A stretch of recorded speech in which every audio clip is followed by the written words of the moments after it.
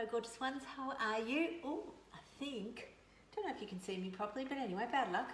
5:30 on Tuesday, Dr. Lucy here with cooking, coaching and conversations. So tonight I'm cooking a kind of a, fling in a pot shepherd's pie, I think I'll call it.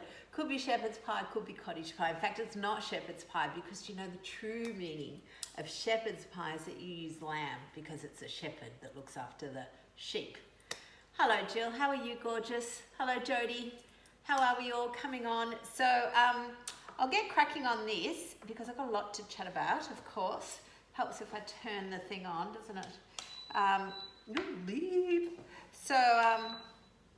So yes, tonight, very quick, sort of the fling in a pot version of what I call cottage pie, not shepherd's pie. Okay, shepherd's pie made from sheep, well, or shepherds maybe. So I've just got a bunch of mushrooms here, which I'm actually chopping myself tonight. See how sort of rustic I can be. I've got some old fancy. This is actually a sweet chili that I found. A bit of a carrot at the bottom of the thing. People go, oh, carrots aren't keto. Remember, hey Heather, that it's, oh, hello Bazza, how are you gorgeous? What we're cooking tonight with is whole food. I wouldn't eat, and I often say this, people go, how come you're eating carrot? I wouldn't eat carrot soup because by the time you boiled up, 50 carrots to make this much soup, that's a lot of carbs. But honestly, these two little carrots in a whole big pot, no big deal. So I've got mushrooms, I've got as I said, this chili thing, I found some old carrots, and I've got my frozen onions. I've got 500 grams of beef and 500 grams of pork mince. So, and tonight I feel a bit naked because I don't have my Valverde passata because I don't want this to be really runny because it's going to be baked like a bake. So basically I'm doing it all in this one pot. I'm lucky I've got a pot that is one that goes on the stove and then I can just bang it in the oven when we're done because my big thing is less cooking, less washing. Who wants to wash? I don't mind cooking, but I really hate washing up. So I've just got a bit of olive oil here. As I said, you can put whatever you like in. If you've got ghee, put ghee in. If you've got coconut oil, put coconut oil in. You don't need a lot. I don't need a lot in this. The pork mince is quite fatty, so I'm mindful of that. We don't need to go over the top with fat, unless you want to. But again, we don't need to be fearful of fat. But adding fat just for fat's sake to meet a fat macro is not helpful. It's really helpful to think about it in terms of protein, veggies. Add fat if your meat is lean. I've got pork mince in here. There's nothing lean about that. And then some flavour. Now, so I'll just fling those in. My flavour tonight, I am using a mingle garlic and herb. I hardly ever use this one. I don't know why. It's great. It's a really good, just basic one. And for whatever reason, I don't use it. And I thought, I had a look. It was almost about to expire. So I thought, well, I better use it. Now this one is, you can get this in Coles. It's 50 grams in the thingy. So again, I'm mindful of using, when I make a sachet, a mingle sachet is 30 grams. So I'll use a fair whack of this to get the good flavour. So just do that little bit of a spiel. Now, remember last week I was a tiny bit cranky because it had been my birthday the day before and the family had done zero when I got home. They did scurry and, absolutely made amends, and I'm very grateful because I got a lot of love and attention, but only after I had a minor rant. And then during the week, I got this lovely surprise. You know how much I love tea? Just showing you this little teacup. Just trying to get it out of the light. A little teacup from Mary. So she posted it, and it arrived, and it came with some beautiful teas. So, one of my things I love is the idea that we can nourish ourselves and soothe Doesn't have to be with junk food. Can certainly be with a beautiful cup of tea. It is. I know. It's so amazing, the change of how good a tea tastes depending on the cup. I mean, it's a bit nuts, but it's not just that. It's the whole ritual of doing something nice for yourself with a beautiful product. And I do. I feel very special having that teapot. So whenever I need a bit of, you know, cheering myself up, I don't do it with my old tools of Maltesers. I do it with now with cups of tea. Something that's helpful, you know. I mean, I absolutely just love the whole ritual of it and the mindfulness. Don't look at the way I'm opening that thing. But the mindfulness of making the tea. So the actual, you know, yeah, you boil a kettle. I mean, in some ways I almost wish I had the, you know, the old kettle for the stove, even more ritualistic, instead of just pulling a button on the jug. But even so, and then I've either got a teapot, because I've got some, you know, the loose leaf teas, or even jiggling it, even jiggle in a beautiful cup, compared to just some old, sort of opening my drawer here, looking, because I've got a collection of slightly, you know, dud, just nothing cups, although this one does say Super Mum. But, you know, there's a lot of other just complete dud cups. And I've just decided, like a lot of things, life's too short for dud cups. I think I might make a meme out of that. It totally is. Life's too short, Clara White, for reading books that you don't like.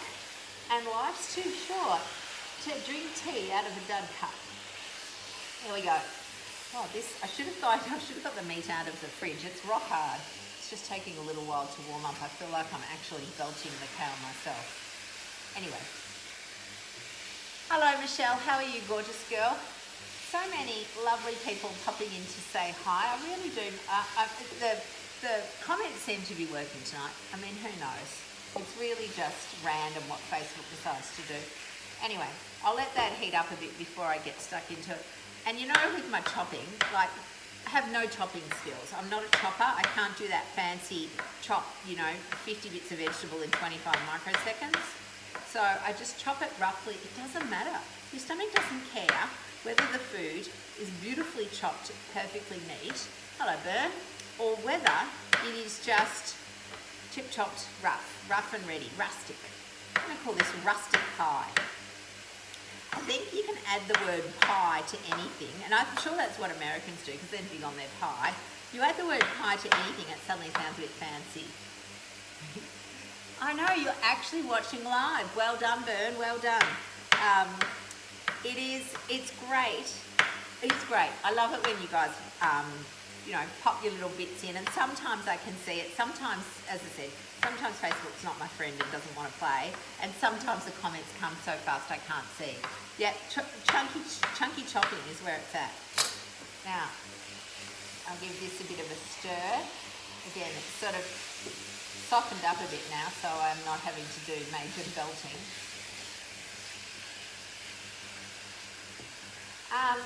So, finding moments throughout your day to have a little ritual,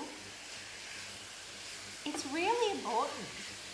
I mean, you'd think I would know this, but it's something I have really probably only embraced in the last year.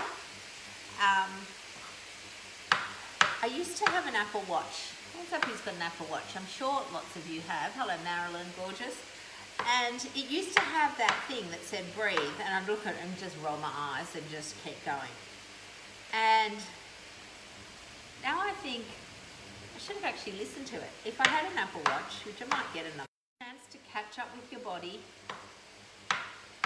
Okay, and what I mean by that is that how many times do we all spend our day thinking about what's either happened in the past or what might happen in the future? Okay, so our body is sitting at a table or a desk or somewhere, and our brain is somewhere else.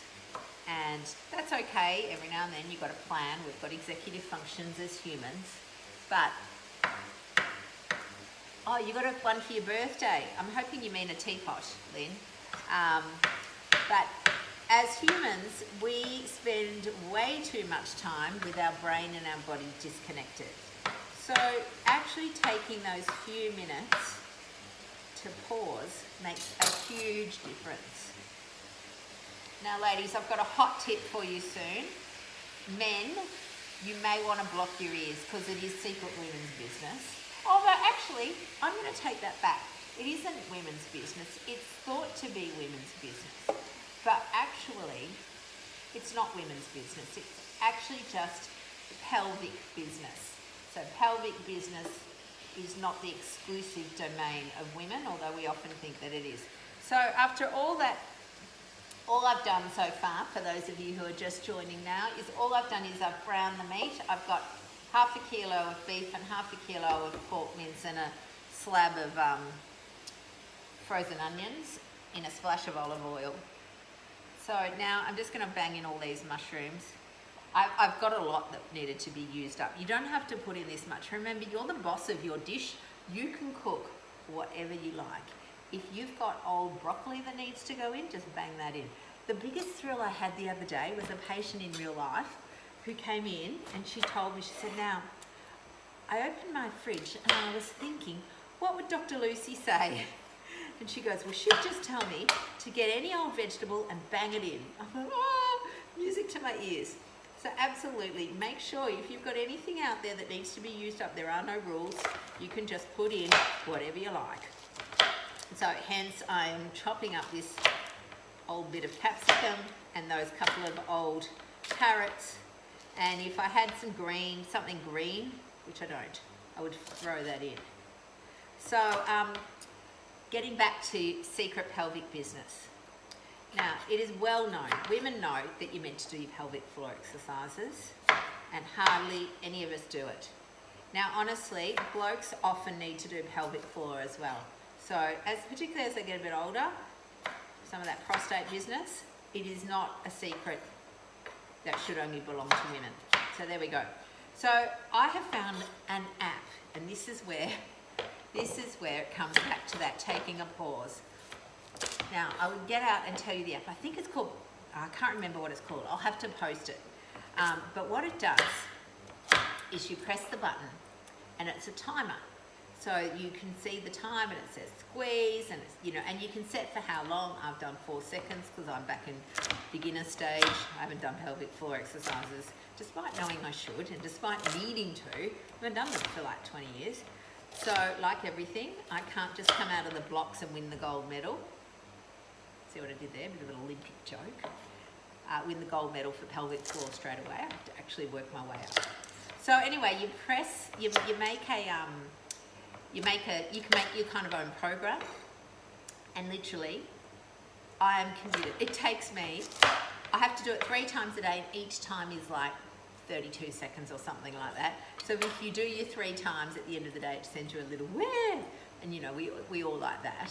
So yes, all start doing your pelvic floors.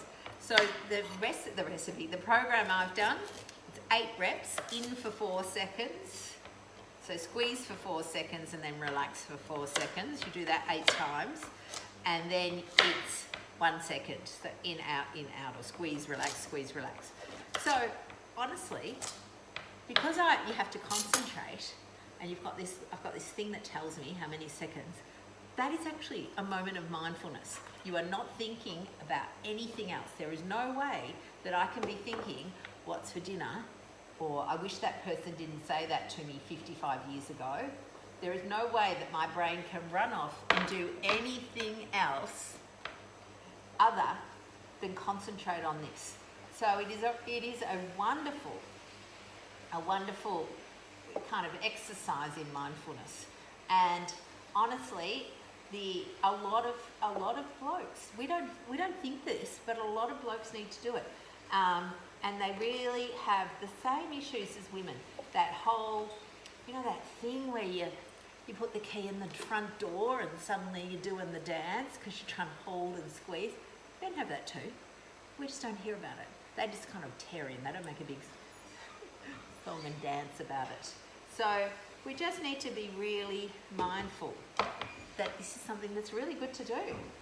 So This is what it looks like. I've just got a whole little thing there. I'm going to put the lid on. Oh, here's my husband. You can walk by. He's walking on by mindfully and quietly. So, last bit, in fact, he did, what I got to do is obviously put the mingle in. Shani and Jules have good core and pelvic floor program online. Great, great. I think we should do more of it. The more people that do some pelvic floors, the better. Now, I'm giving this a good, who was it who said it? Maybe Kevin Rudd, shake of the sauce bottle, whatever it is. Anyway, I'm just shaking my mingle on like crazy, fair bit, because it is a big pot. And I'm not doing a sauce, but I am putting a little bit of this in. So I'll just grab a spoon.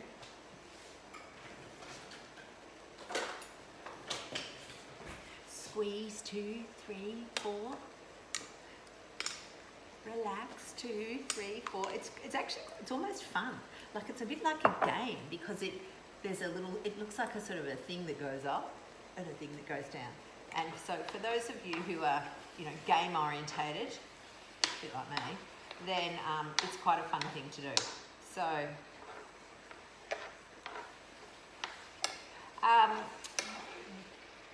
sort of on that same vein, while this goes in, I'm actually just going to grab a little bit of salt for that.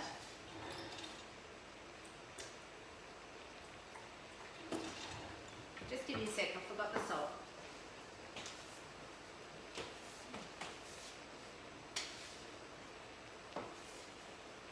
So I know in this group, Millie's watching, there are some great exercises. Some people that love exercise, and that's fine. There are a lot of people that don't love exercise, and I used to be one. Oh, no, that's not true. What happened was I used to love exercise, then the muscles started having their tantrum, it was all a bit hard, and I stopped. Pelvic floor, no exercise, everything going to pot. So, this year is meant to be the year of regaining my health, like everybody. So I've got the diet thing under control, the food, as in not a diet, but I've got the food sorted. So I need to do increased movement. And I'm back at Pilates. I'm trying a different sort of layout, different system. And you know what? I went in there tonight on my way home. I was cranky. I'm a bit cranky. Work was really hard and I was running late and I was meant to go home and get changed into my active wear, but I didn't, so I just rocked up in my jeans and sort of felt like a bit of a doofus trying to do exercise in your jeans. Luckily, they're quite stretchy.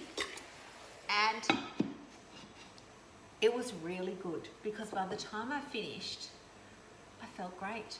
It wasn't that I'd worked up a sweat or anything because I'm not doing any of that, but a bit like the little pause with the pelvic floor or the little pause with the breathing, I had somebody else, so I do a one-on-one, and she's there sorting me out, telling me my form, pull your stomach in, move your hand here, all of this stuff that requires me to concentrate. It felt nice. It feels like she's looking after me. She's helping me sort of maximize what my body can do, which is great. And I left feeling good, and I forgot that part of the reason we should move is not to get thin or shrink or work off food. It's not a punishment because you ate the chocolate. It is because it makes us feel good. So if you can focus or change your thoughts about movement to the idea that when you do it, it makes you feel good. When's the new pot? Oh, the new pot. So I haven't got the new pot. I bought a new pot like 2 weeks ago. It's still sitting in the back of the car. So this is still the old pot. So the old pot, this one can go straight into the oven. So I'm just letting that cook a bit, and then I'm going to I have cheated this week, not because I couldn't cook this at the same time, but because it's so bloody noisy. I've made a cauliflower mash in here that I'm then just going to spread over the top, cover it with cheese and bang it in the oven. Again, you guys don't have to wait while it bangs in the oven. I'll show you a picture later. I think I am very mindful that we should do more movement because it makes us feel good. and because it makes us stronger. Not because it makes us thinner, or that we're, as I said, having to do this because we're going to somehow transform our body and life, and everything will happen once we reach that magic number. Okay, there is no magic number. Nothing changes. As in, it does change clearly. Your path to good health changes and all of that stuff. But it's not like you reach the number on your scales and suddenly your life's quite different to the 5 kilos or 10 kilos heavier.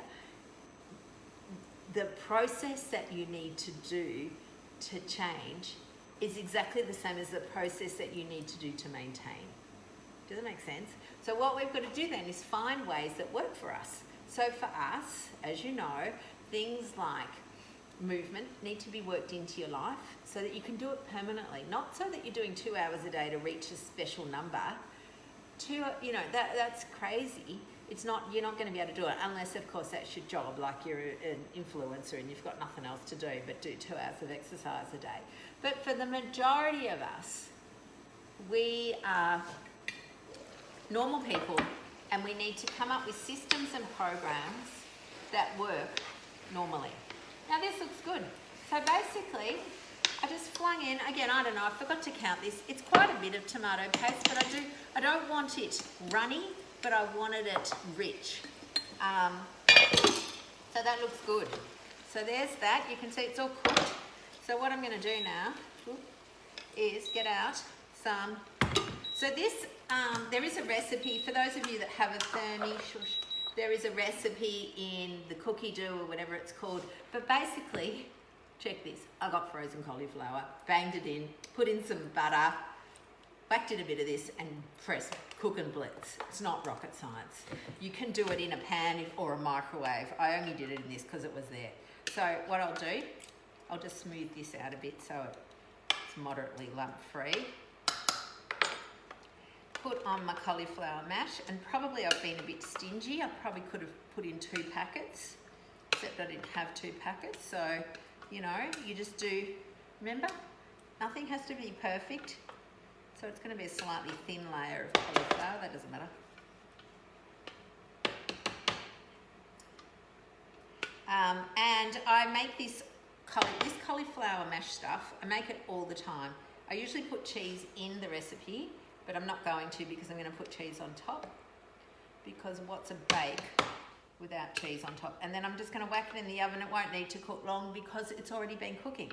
So everything in here is cooked, just really needs to be heated, and then it's good timing for when the family want to eat. The family being just my husband, because remember, my stingy vegetarian kids don't eat this stuff. If you wanted to make that a little richer, you could certainly put some red wine in it. Now here, look up, here's me feeling pious. I grated my own cheese. I know. I don't do it all the time, as you all know. Doesn't have to be perfect. Now, I have also, though, got some non-grated. I mean, it's grated, but not my own cheese that needs to be used up. So it's a little bit of mozzarella. It'll make it a bit stringy, but that's fine. Nothing needs to be perfect. So my lovelies, that is it. That's all you need to do. Then you whack it in the oven for probably only 15 minutes. Can you hear that dog barking? That's our little dog, who is the Houdini. The Houdini of the world. And we have 3 dogs, and she's the only one that knows how to escape. The other 2 are either dumb, or they just watch her, or they're too big. I don't know. But anyway. Good, darling. So that's it. Dr. Lucy's rough and ready shepherd with no sheep pie. I will see you all next week. Now, I've got a little favour to ask. Podcast. This week's podcast is actually on Does Your Doctor Fat Shame You? There was a study, and I've talked about this before, there was a study that produced that said that doctors are really rubbish at talking to people about their weight, and they make them feel terrible. So I understand that. But what we would love is if you have listened to the podcast and you like it, please can you send us, can you do like those stars or write a rating or any of that sort of stuff if you're on Apple. Doesn't work if you're listening to it on Spotify or Google Podcasts or anything. But if you're on Apple, it would be so good if you could actually just give us a rating. So helpful. All right, darlings, enjoy your evening, and I will see you tomorrow morning if you're in the group, because Keto in the Craft Room, or whatever I'm calling it, is on 8 o'clock tomorrow morning. Otherwise, see you around like a low carb bristle. Bye, lovelies.